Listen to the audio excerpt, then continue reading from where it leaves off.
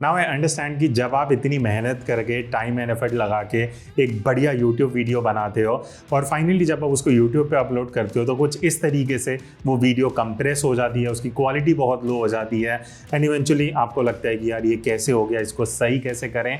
तो आज की वीडियो में मैं यूट्यूब कंप्रेशन के ऊपर बात करने वाला हूँ और कुछ ऐसी एक्सपोर्ट सेटिंग्स जो आपको ध्यान रखनी है, जिनको अगर आप सही से यूज़ करते हो तो ये जो यूट्यूब कंप्रेशन है यह बहुत हद तक अवॉइड कर सकते हो। अब इससे पहले कि मैं बात करूं कि भाई ये सेटिंग्स क्या है, आपको ये समझना पड़ेगा कि इस पूरे कंप्रेशन का एक 3 स्टेप प्रोसेस होता है।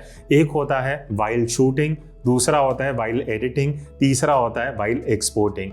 तो शूट, एडिट, एक्सपोर्ट का मैं आपको स्टेप बाय स्टेप प्रोसेस बताता हूँ। अब यूट्यूब कंप्रेशन क्या होता है जिन लोगों को नहीं पता, तो बेसिकली क्या होता है, आप ये समझो कि जैसे एक 10 बाय 10 का कमरा है, ठीक है, उसके अंदर आपके पास लिमिटेड स्पेस ही है। अब उसके अंदर अगर आप चीज़ें भरते जाओगे एक टाइम ऐसा आएगा कि वो पूरा भर जाएगा, उसमें और जगह नहीं बचेगी। उसी तरीके से कुछ यूट्यूब का सर्वर भी है जहाँ पे एक लिमिटेड स्पेस होता है और वहाँ पे यूट्यूब चाहेगा कि आप एक लिमिट तक ही जो अपना डेटा है वो करो। अब जब आप वीडियो अपलोड करते हो, जैसे मेरी वीडियो अप्रॉक्स 3 से 5 GB की एक फाइल बनती है जो अपलोड होती है 4K में। सिमिलरली आपका भी शायद ऐसे ही कुछ डेटा होता होगा।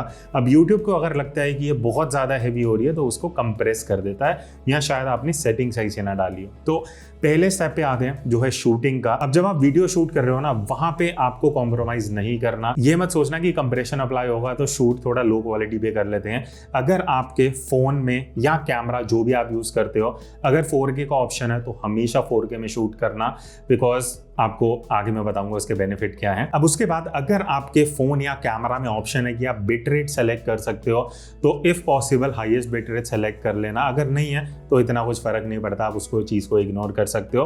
तो शूटिंग के टाइम एक और सबसे इंपॉर्टेंट चीज़ आपको ध्यान रखनी है, वो है वीडियो वेल लिट होनी चाहिए, मतलब लाइट अच्छी खासी होनी चाहिए। क्योंकि अगर मेजरली जो कंप्रेशन है ना, वो कहीं ना कहीं डार्क एरियाज में या शैडो एरियाज में ज़्यादा विजिबल होता है। ठीक है, ये चीज़ हमने शूटिंग के टाइम कर लिया। अब हम आते हैं स्टेप 2 पे जो है एडिटिंग का टाइम। अब एडिटिंग के टाइम ऐसे कुछ खास चेंजेस आपको करने नहीं है।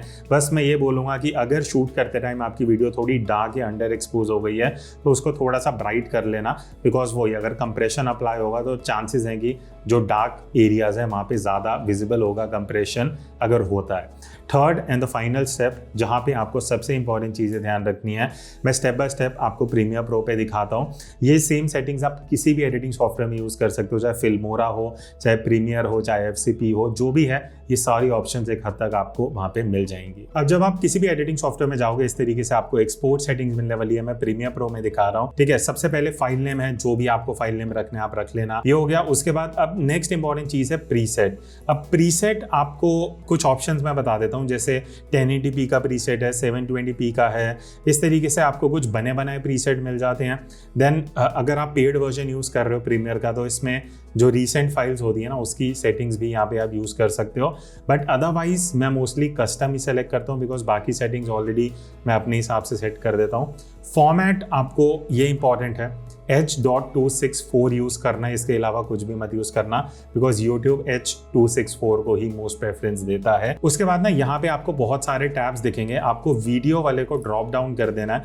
अब यहाँ आपको जो फ्रेम साइज का ऑप्शन है, अब जो भी आप फ्रेम रेट में शूट कर रहे हो, पहली चीज़ वो है।